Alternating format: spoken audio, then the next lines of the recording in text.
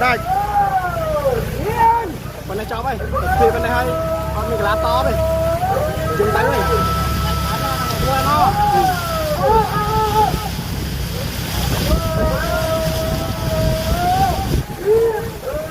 phải giờ nó phải cái hỏi dương đây phải cho nó ôm này đừng phải hối này bạn trâu chưa ta phải giờ mà trâu mà ta phải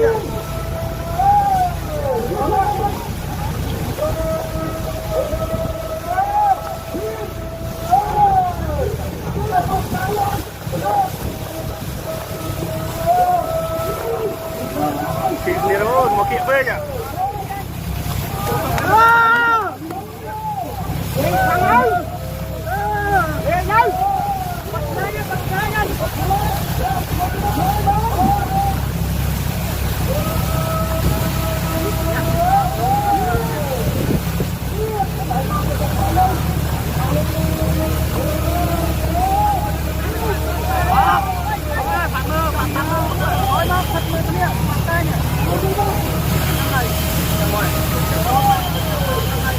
Đây, đây.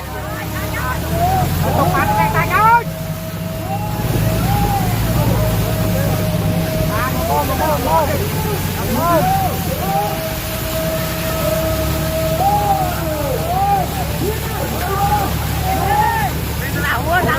còn thằng là hô đây.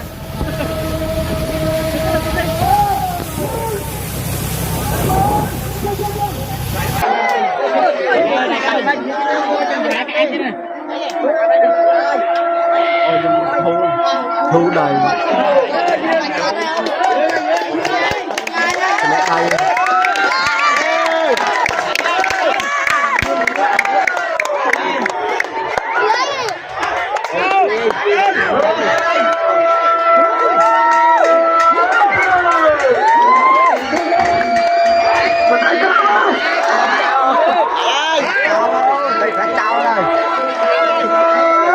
làm thế cái đó lại nó tập vụ cao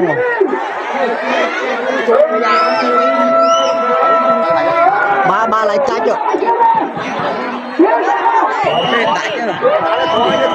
đã chơi dương thoáng cột cao dương thoáng này đòi chân bà lại này đặt đấy đã chơi này